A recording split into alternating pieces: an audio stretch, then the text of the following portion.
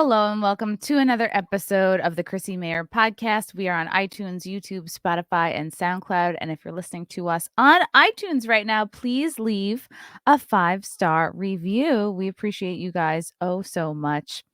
I want to give a shout out to a couple of stand-up comedy dates I have coming up. I'm going to be with Comedians of the Compound in Atlantic City, New Jersey. I mean, that's the only Atlantic City that there is.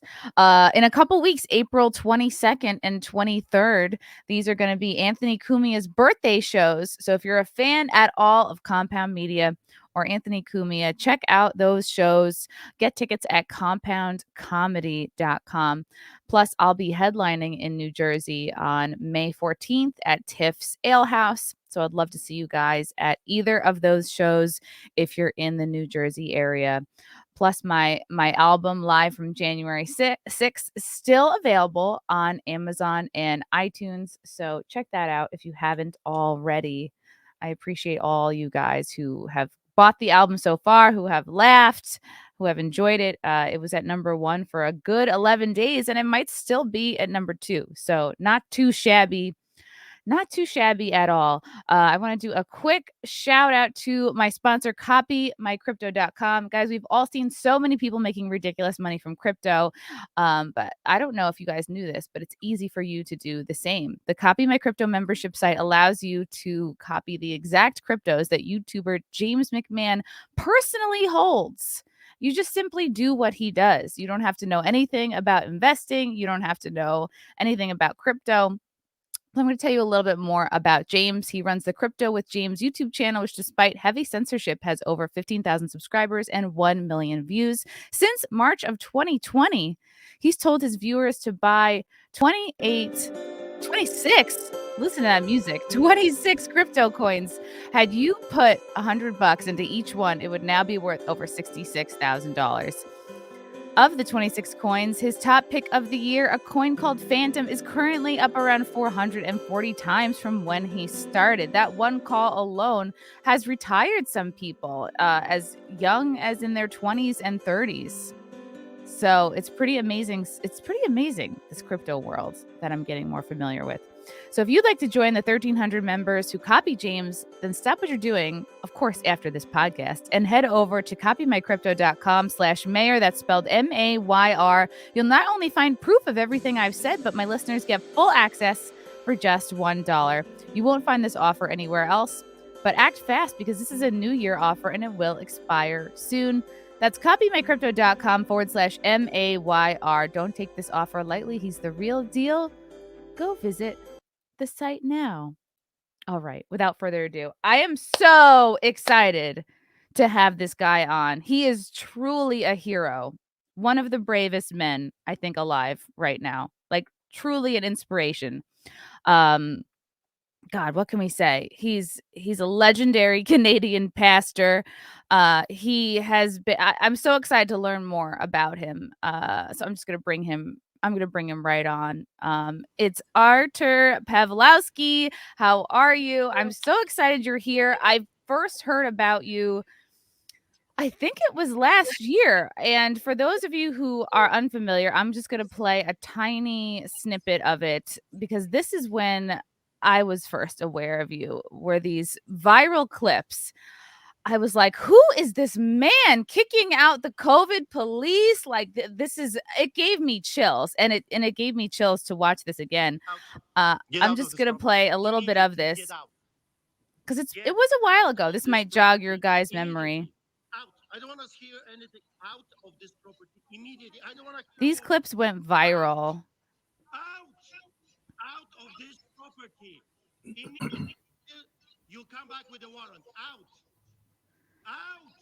So that might jog your guys' memory a little bit. Artur, do you want to give a little bit of background here? I know there's so much to talk about. Was this the first moment that you were confronted with police coming to try to shut down your church during the pandemic over the last couple of years? No, this was exactly 1 year ago, April of 2021. But my fight with authorities goes as far as 2005. 2005, I have been on the streets of Calgary feeding thousands of people. And when the politicians and the mainstream media started to say that giving free goods and services, so if you give a sandwich to a dying child on the streets of Canadian cities, you are actually committing a crime. I was shocked because I read the Constitution, Charter of Rights and Freedoms, that starts with the preamble that says, whereas Canada acknowledges the supremacy of God and the rule of law. So I was puzzled. I said, no, you must be wrong. Those bylaws are unconstitutional, and I'm going to fight it. So I did over 100 court cases, 11 arrests at that time, over 300 citations, and a 10-year long battle with the province of Alberta, attorney general, mayor, councillors, mainstream propaganda machinery.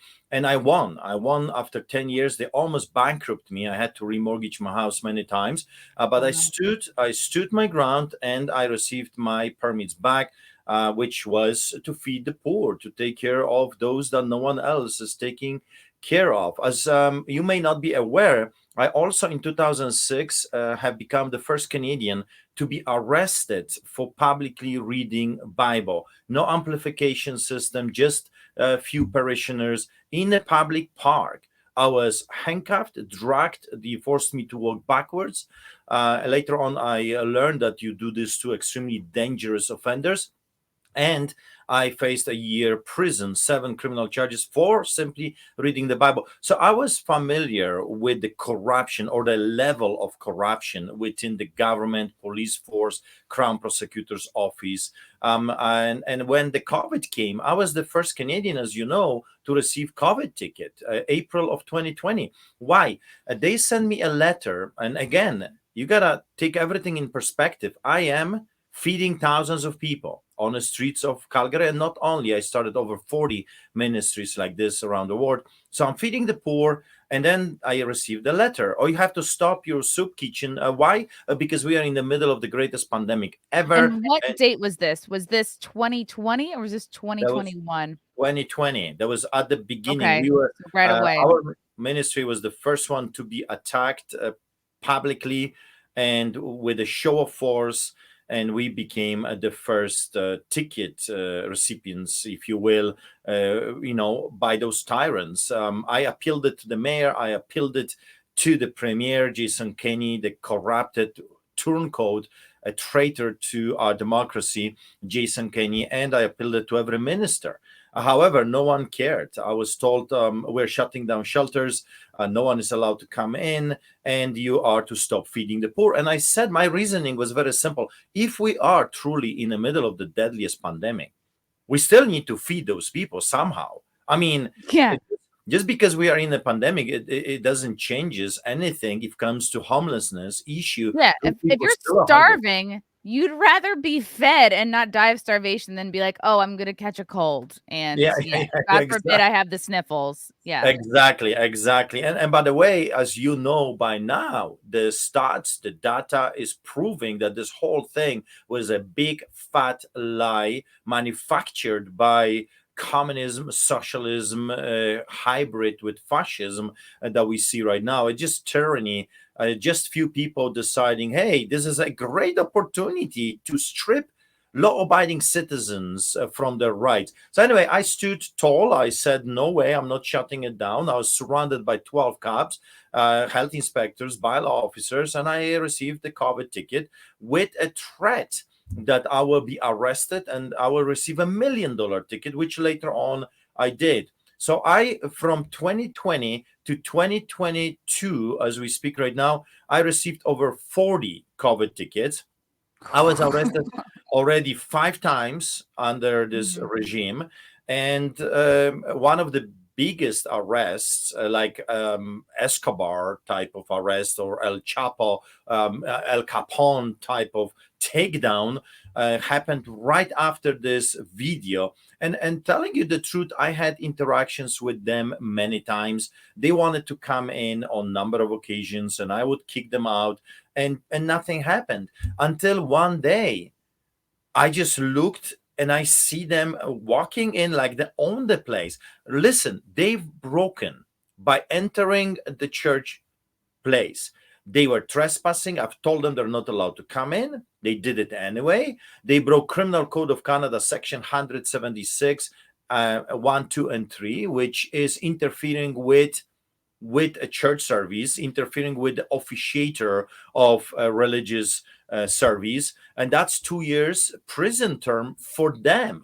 And now I'm being called a lawbreaker, while those people using the false authority that was never given to them by the people to break the Criminal Code of Canada and Charter of Rights and Freedoms, they just decided to walk in like it's their restaurant. So I Yeah. did what I believe every pastor, every clergyman, every father, every restaurant owner, every man, every woman that values their rights should do: just kick those devils out. And that's exactly what I did.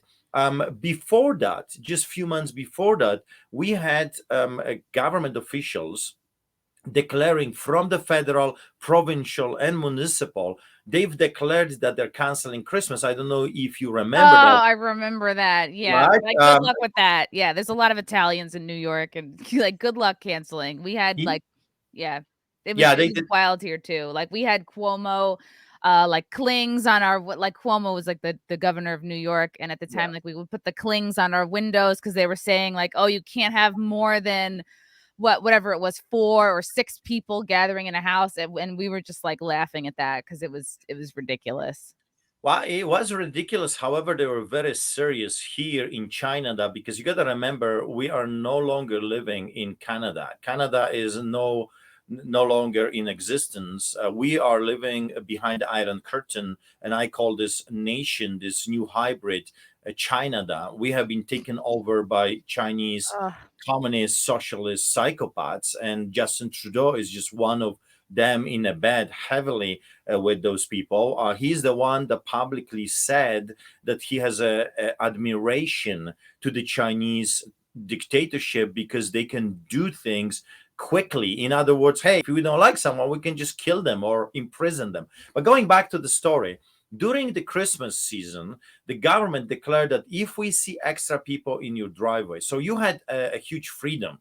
If they declared 4 or 6 people in our country, no one was allowed to come. If I had my brother for Christmas, I could be arrested. If I had my parents for dinner during Christmas, I could be arrested. And they declared and said, we're going to send the police patrolling the streets, seeing if you got extra Wow. cars in your driveway. That's how crazy So you need Canada to has walk become. there or take the bus.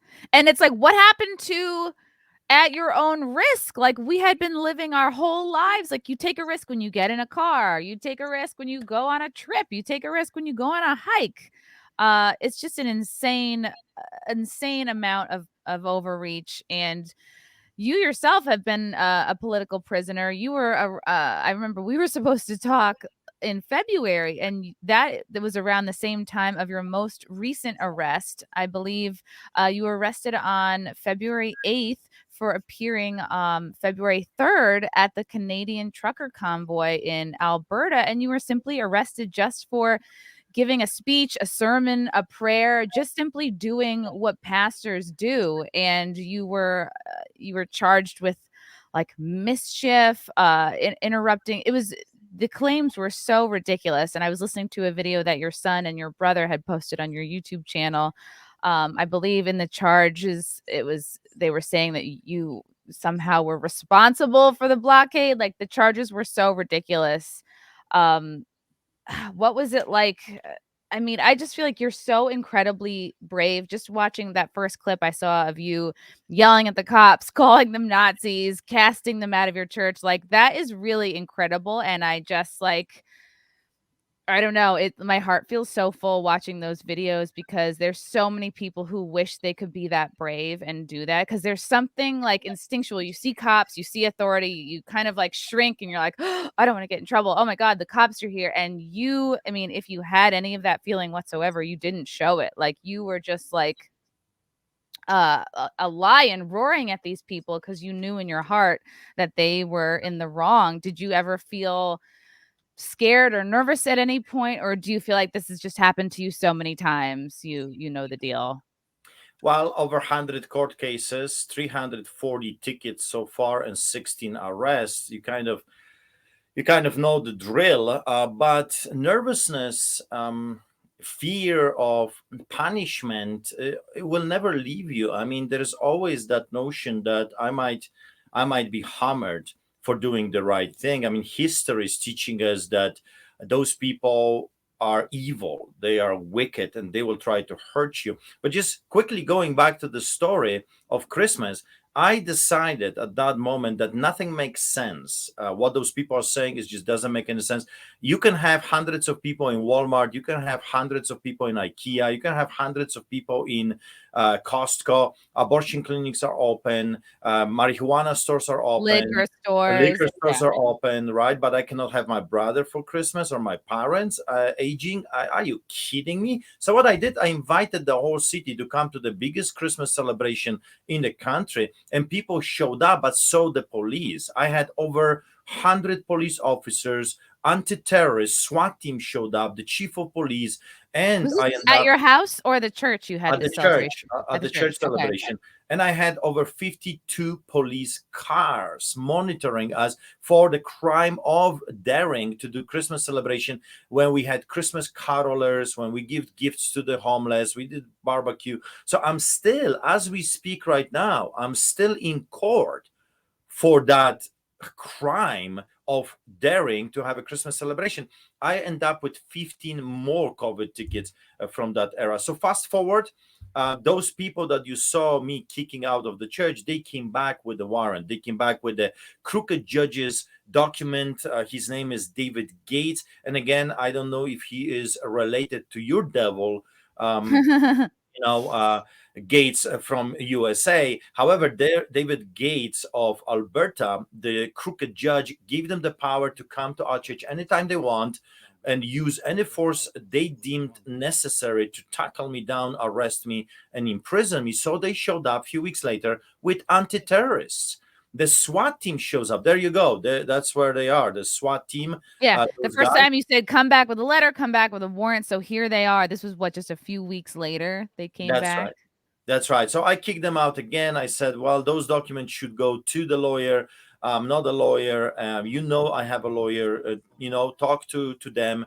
I will be advised what to do from them. You just cannot come and interrupt the church service. I kicked them out. They came back again. Half hour later, we kicked them out again. And then they showed up with another crooked judge's order, this time from Rook. Rook, this crooked judge, has given them power to arrest 4.5 million Albertans. So everyone, kids, old, young, it didn't matter, clergymen, anyone that would not follow the mandates and restrictions could be arrested under the Rook's order and had nothing to do with our church. However, they don't care about the law and order. So they came back again with the SWAT team. They opened the door, but the church was packed, only standing room. At So this they, time, when they came for this time that you're recording, this not this right time. here. They came back Okay. again, and then they came back again. And every time we did the same thing, we kicked them out. When they came to arrest me, they wanted to enter the church, but it was completely packed. People Wow. were everywhere. So they withdraw themselves. And here's what they did. They waited for the people to go home. And when we were driving back home, me and my brother David were arrested in the middle of the highway with a highly dangerous takedown of Escobar of Canada, I guess. And we were taken to jail. We spent 3 days and 2 nights on concrete. They would bang on the doors every half hour, not allowing us to sleep. And then we were let out. And that's where I decided to come to United States to tell you people what is happening behind the Iron Curtain. There you go. You thought that you have an ally across the border, but that's your worst enemy right now. So pay attention, because what's happening to free Canadians is going to happen to free Americans. So I was supposed to be there only for a few weeks, but I stayed there for 4 months because the interest was overwhelming. And then when In the United States. that's right. And when I Yeah. arrived back to Calgary, I was immediately arrested on the tarmac coming out of the Whoa. plane. And again, I was charged criminally. And my charges are absolutely unbelievable in a free and democratic society. I was charged with inciting people to come to an illegal gathering, church service. I was charged with participating in illegal gathering, church service. I was charged with officiating an illegal gathering, church service. I was charged criminally for not wearing a muzzle. I was Hmm. charged for trespassing when I went to pick up my registered mail because I do not wear a muzzle. I'm not a dog and I have medical exemption with me all the time. And I refuse to put that stupid, useless thing on my face that everybody with the brain knows is just not working. The virus is 1,000 times smaller than the bacteria, and a piece of cloth or this stupid medical nothing mask is not going to work. And on the box, it says it cannot work, it will not work, it will not prevent you from getting COVID.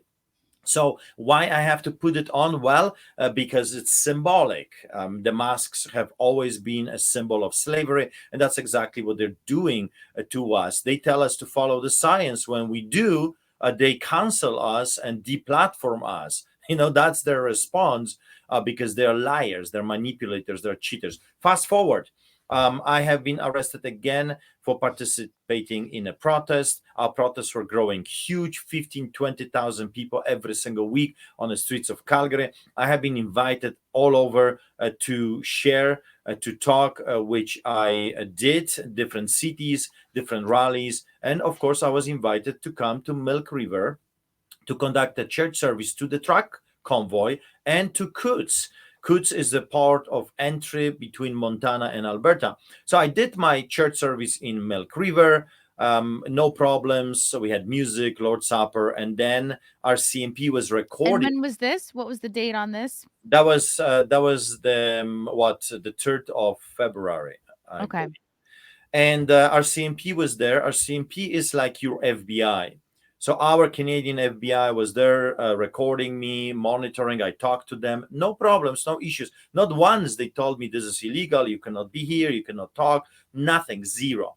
And more, they allowed me to go to Coutts. They opened their own barricade and they allowed me to go and conduct church service in Coutts, which I did. I was not stopped. I was not told I cannot do it. I gave my speech. If you listen to my speech, which of course brought me this trouble on my household, 3 times I told the people this is peaceful, no guns, no swords, kind of Mahatma Gandhi style, Martin Luther King Jr. civil rights movement style, solidarity with Lech Wałęsa style, non-compliance, peaceful. When I say to you, we can shut down their system, we can paralyze their system. What I'm simply saying is that refuse to work for them. Why would you work for the pharaohs and that treat you like slaves? Why would you cooperate? And my arrests, when they do this drama, I always go to my knees and say, hey, you want to do the Nazi style? Well, then do the Nazi style. Here I am. Do the Nazi Mm, style. That's my point. It's a visual wow. a reflection on the system, police state that we have right now. Anyway, nothing happened in Coutts. I was let out of the barricade. The police let me back home. I didn't really think twice about it because I'm so busy. I run 2 churches, feed thousands of people, and attend rallies everywhere. And then on Tuesday, February the 8th, I go out of my house and a shocker. My son later on told me that they were undercover police officers sitting in different vehicles. There were cruisers parked away that I could not see them. So I step out of my house and there's like this craziness, cruisers everywhere, undercover police, RCMP, like FBI, police, like, whoa, what is happening here? I was told, Pawlowski, you're under arrest, and wow. So I went to my knees. If you want drama, again, let's do the Hmm. drama. And they dragged me to the police car cruiser. I was taken to the police jail, interrogated by our FBI for hours, and then shipped to prison. And a shocker for me, stripped naked, put in a medical unit, then taken from the unit. I was placed on a metal box, first a bigger one, stripped naked again, taken to the room with a machine that scans you like in the airport, then taken to a small metal box for hours. I mean, unbelievable. I didn't know what was going on. This was a shocker. I thought that you are not allowed to do a torture like this in a democratic society. Yet it happened to me. Then I was placed in solitary confinement for over 30 days. What that means is 22 to 25 hours every day. I was not allowed to come out. When I was actually let out without any interaction with other humans, I could take a shower and make a phone call. For 3 weeks, they would not allow my lawyer to come and see me. And my documents that I was writing for my defense, because I could not see my lawyer, were taken. So I don't know, they read the whole thing, my whole strategy with the lawyer. Mm. And then later on, when finally they allowed me to see the lawyer, it was on a phone that said everything is recorded, and an Uh, officer was assigned to monitor and to listen my conversation with the lawyer. So every law in the book in a democratic society out the window. It felt like I'm in Soviet Russia. And as you can tell, I grew up behind the Iron Curtain under the boots of the Soviets in Poland. And the reason we escaped from Poland was because my parents were sick and tired of the abuse of power. They didn't want to live in a country anymore that has total disregard to law and order. So we escaped to Greece, and then from Greece to Canada. And here I am in and how prison. old were you when your parents left Poland to come to Greece and then eventually Canada? 17. Okay. So I was 17. So I grew up during a solidarity movement. I've seen the tanks, machine, people being shot, arrested. Tens of thousands were arrested during that time. I saw this with my own eyes. It was martial law for almost 2 years. It was crazy. It was very intense.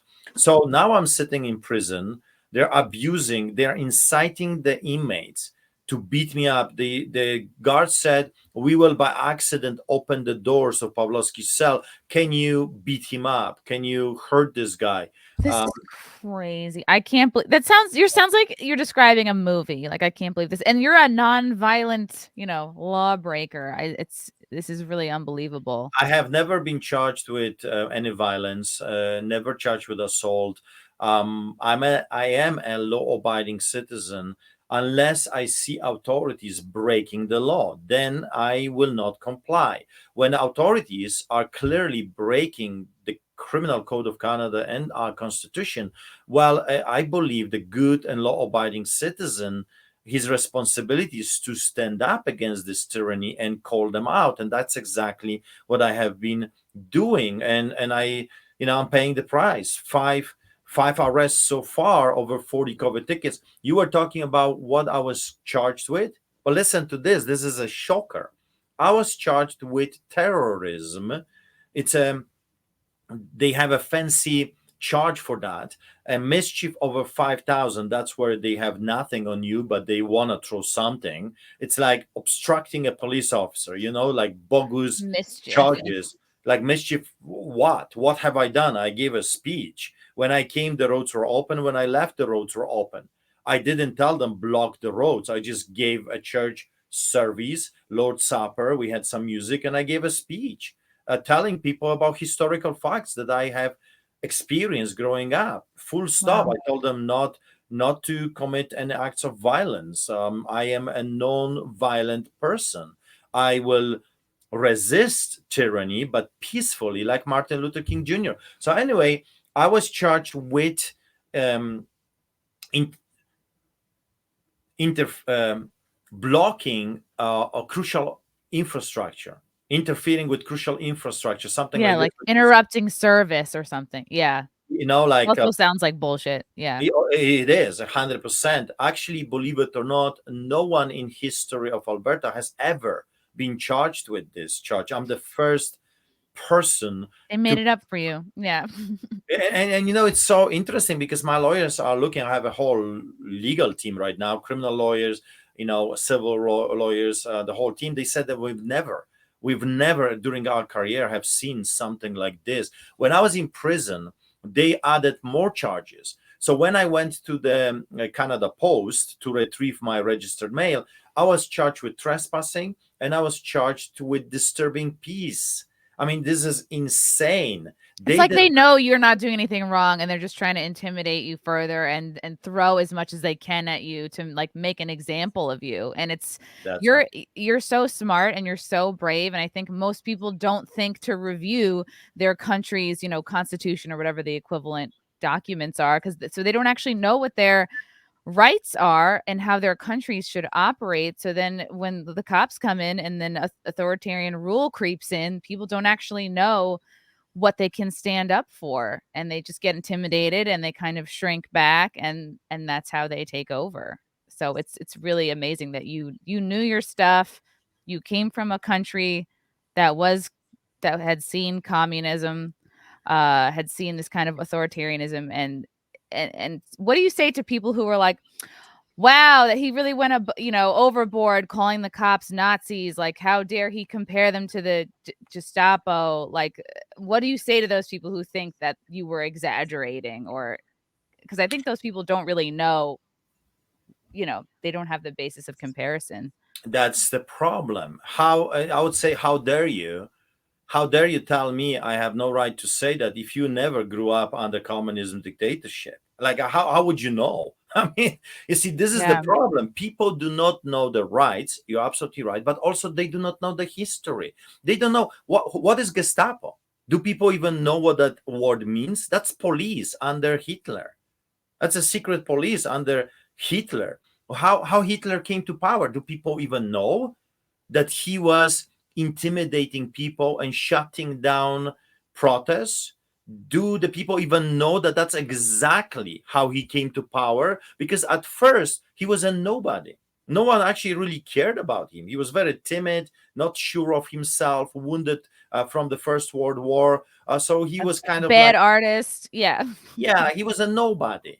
And yet Mhm. he started to see that there is a potential to use the crisis that Germany had at that time to his advantage. So he started to hire thugs, like gangsters, like we see right now. And they were beating people up. So every time there was a protest or there was, a place where people came to listen to someone, he would come and he would interrupt the whole thing, beat people up, scare them, terrorize them, just like we're seeing right now the police is doing for the corrupted politicians. Nothing is new. They're using exactly the same tactics. You see, when you act like a gangster, when you act like a terrorist, when you act like the Gestapo of old, be sure of it. I'm going to call you Nazi because your tactics are identical to the tactics that I have seen in history during the early 30s or late 20s in Germany under leadership of Hitler. So you got to remember who you're talking to. I grew up in a country where my grandparents were telling me about what Nazis did to my country. I grew up in a city that had concentration camp, and as kids, we were playing in the bunkers of the German soldiers that were, holding the prisoners. My grandma was one of the victims in Auschwitz-Birkenau Mhm. of medical mistreatment. She was tortured by the Nazis. I have visited Auschwitz-Birkenau many times. I took Americans and Canadians, tourists there to show them, to remind them what a man is capable of if you don't put a check into their power. I was in many concentration camps to see. I'm a student of history. I love history. I teach history. Why? Because we should learn from the past generations what not to do. And yet, unfortunately, right now, majority of people have no idea what happened, 50 years ago, 100 years ago. So when I call them, I'm doing my best to make a comparison, to shake the public and say them, hey, I see a similarity here. Be careful because their tactics are identical to the tactics of the KGB or Gestapo. They were not allowed by law to enter our church building, but they did it Wow. anyway. They were not allowed to arrest me. That's a criminal offense what they did, but they did it anyway. just like the Gestapo before, because you see, they are above the law. They think that they can do whatever they want. More than that, Jason Kenney, the turncoat traitor, he's a premier, like your governor. He's a premier of Alberta. Do you know that when I was arrested with my brother David in the middle of the highway by SWAT team, taken to prison, he broke the same restrictions. He broke the same mandates of Rook Order. He was caught red-handed with his minister of finance, with his minister of environment, and with the minister of health that sent those inspectors to hunt us down for over a year. Chandro is his name, Taylor Chandro. He broke the same law, his law, right, that he hunted me under, and no consequences whatsoever. He went and he apologized because he was caught, and there was no tickets, no arrests, no prison for those boys. They can do whatever they want because they're the elites, they're the pharaohs, and you are a slave. Nothing more, just a social insurance number, and they can do whatever they want to you. He had a whiskey party, and no one was wearing masks, no social distancing, and yet that's why I was arrested for the very same thing. So don't kid yourself. Those people don't care about the law and order. They will tell you you are the lawbreaker, but they are the real lawbreakers. So what I started to do is just expose them, just talk about this during the rallies. And I remember my last rally, I told them, remember their names, because they're going to start backpedaling. They're going to tell you, oh, we're giving you freedoms back, and we never really wanted to infringe your rights, and we're the good guys. So forget about the past 2 years. We're the good guys. And I said to the people, write down their names, remember them. It was not the virus that did this to us. It was the people in power that did this to us. They are the ones responsible for destroying our economy. They are the ones that have destroyed our families. They are the ones that have killed our jobs. They are the tyrants. Remember the names. And I remember a reporter came to me and he said, would you consider running for a public office? And I said, you know what? If enough Canadians would like a man like me, then I would consider running for a public office, because someone has to clean the swamp.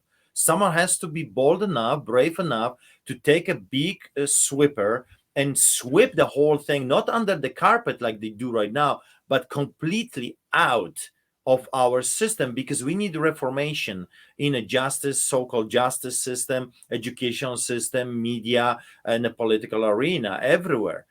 So that scared them to death, because we had 20,000 people listening to me. And Tuesday, right after the rally, I got arrested and sent to prison. And they messed up with me over there big time. They not only put me in solitary confinement, but every day for over a week, I was taken to a concrete cell just because. So they would take me to concrete cell on hard surfaces just because I called. Then they shipped me. They kidnapped me from Calgary, Riemann, and they placed me 3 hours away from my home to another corrupted facility in Edmonton. I was placed on MaxPod. I'm sure that means very little to you. MaxPod is for the most vicious, dangerous inmates, Whoa. murderers, people that attacked guards. Yeah, you had like no water for like a couple days in a row. Is that the same place where they just wouldn't give you anything? No, I have been treated poorly in number of places, but this one was, I think, the worst. It was freezing cold. I was not able to do anything, not able to sleep, just shivering like this. And I complained to the guard. I said, "Listen, I'm freezing to death here. I'm going to get very sick." And I said, "It's crazy cold." And he says, "Well, at least you have fresh air."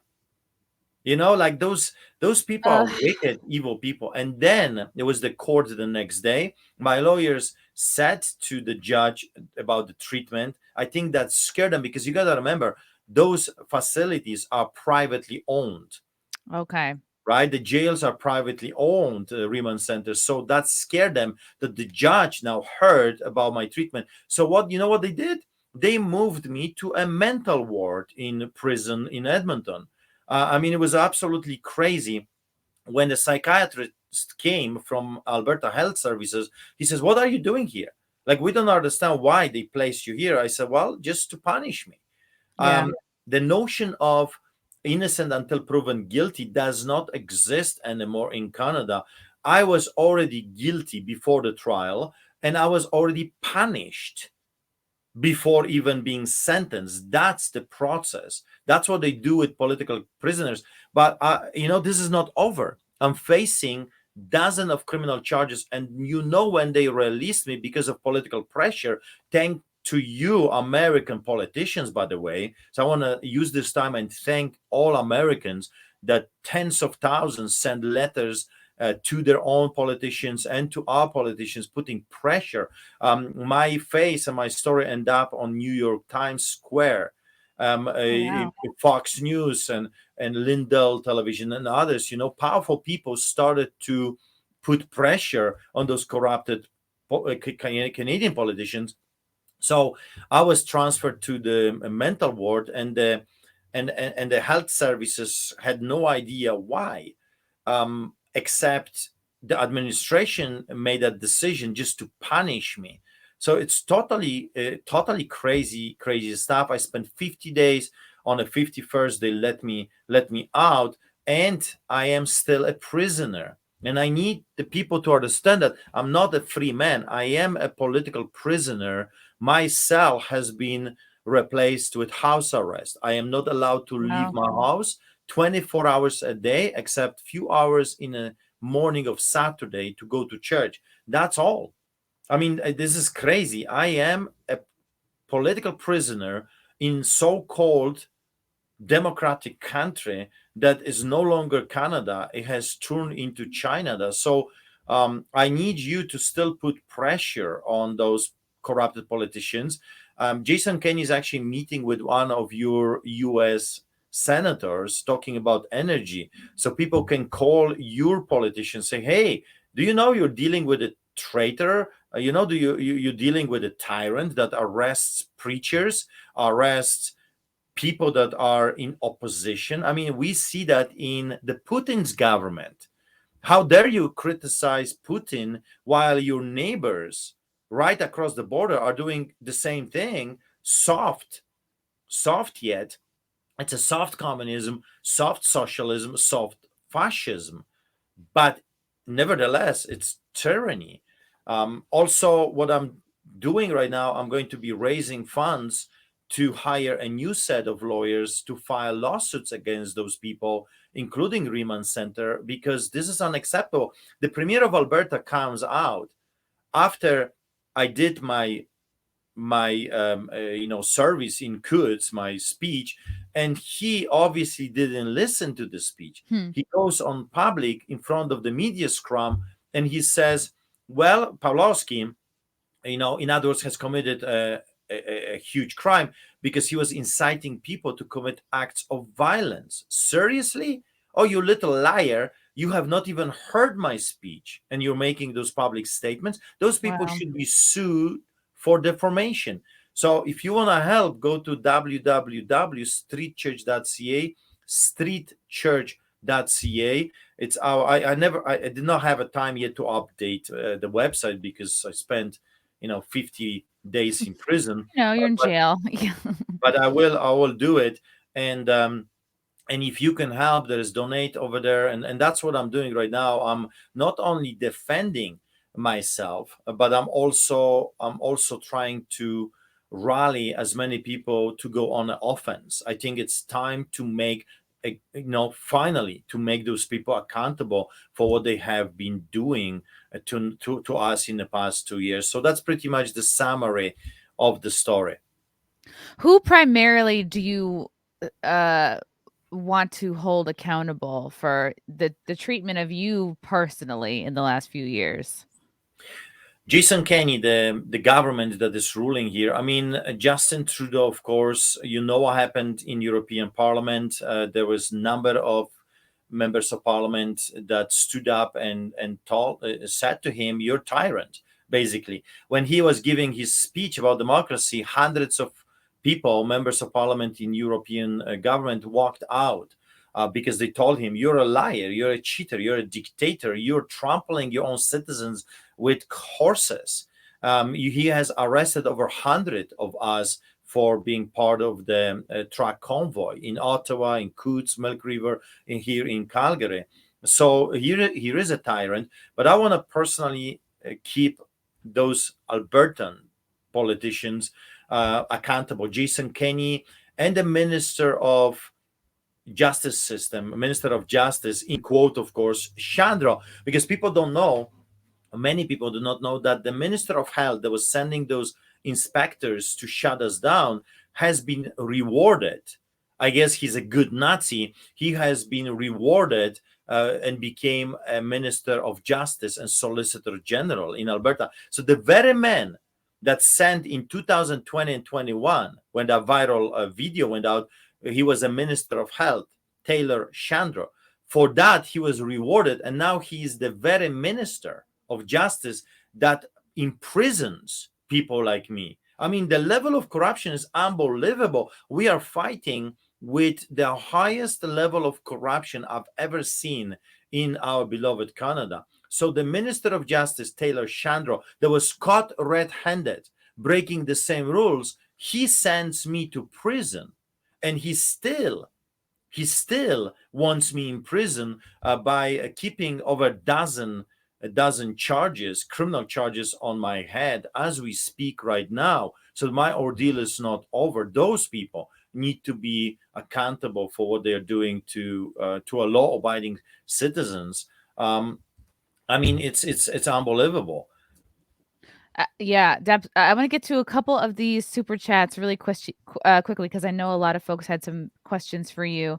From Push Ups, how does Trudeau martial law compare with Jaruzelski? Oh, I don't know what that is. Well, Jaruzelski was a general during a 1981 Solidarity uprising in Poland, 1980-81.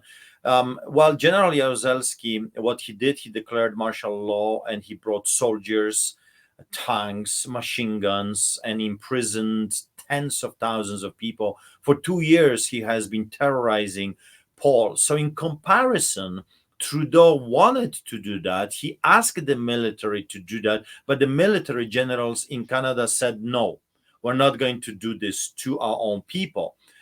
So kudos to those generals in Canada. However, he used foreign police officers that could not even speak English, that trampled people with their horses and were laughing about it. A number of freedom fighters, peaceful protesters in Ottawa end up in a hospital.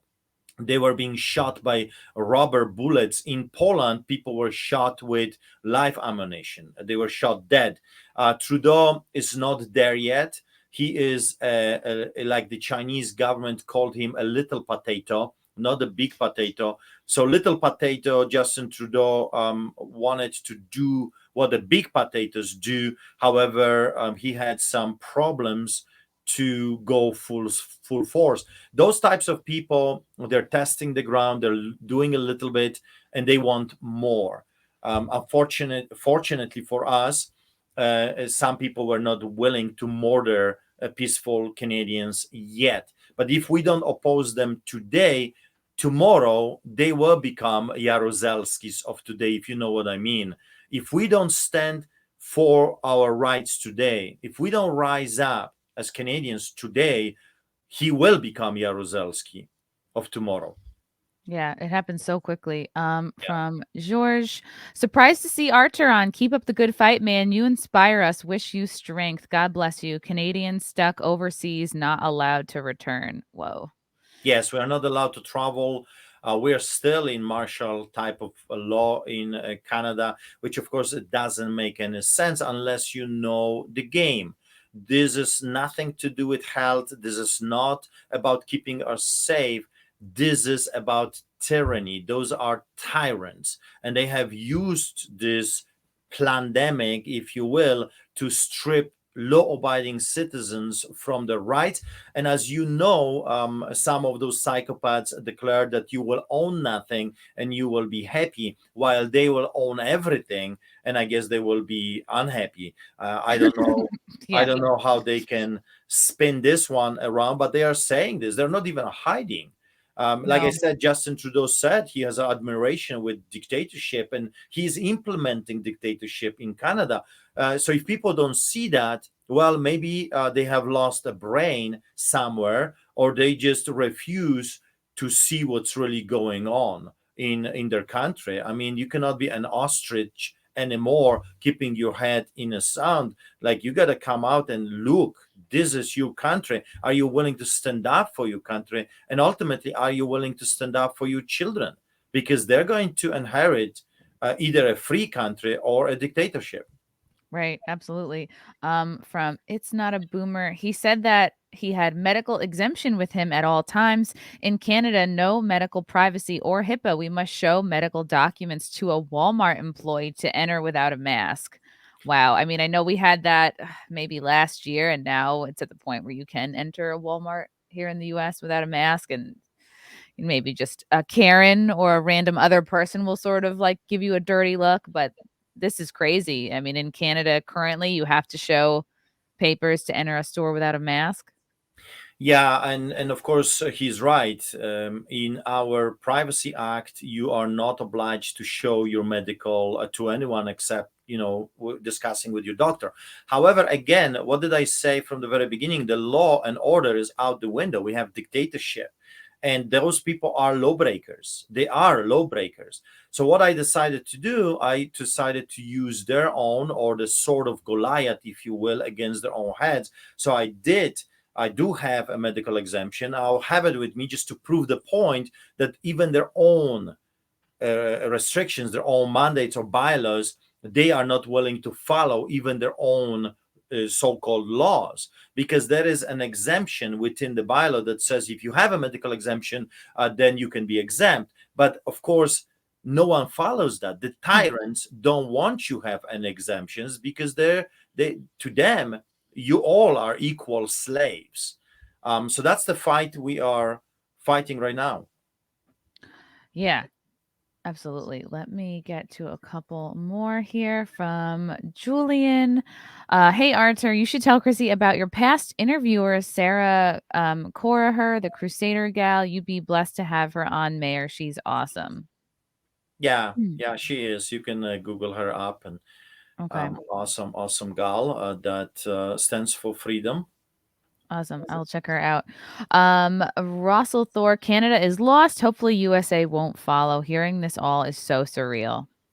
Well, it's not lost. I'll tell you why it's not lost, because there's thousands upon thousands of Canadians. When the truck convoy went, as you know, we had over 1 million Canadians standing with us, hundreds of thousands on the road, and we had about 500,000 Canadians in Ottawa. So as long as there are people like that, I would suggest we have not lost. We just have to Hmm. become more courageous, smarter than the enemy, use the swords of Goliath against their own heads. And of course, I'm talking about law. I'm talking about peaceful non-compliance, a peaceful resistance, a civil rights type of style movement, solidarity type of movement. And by the way, I started Solidarity Movement of Canada.ca.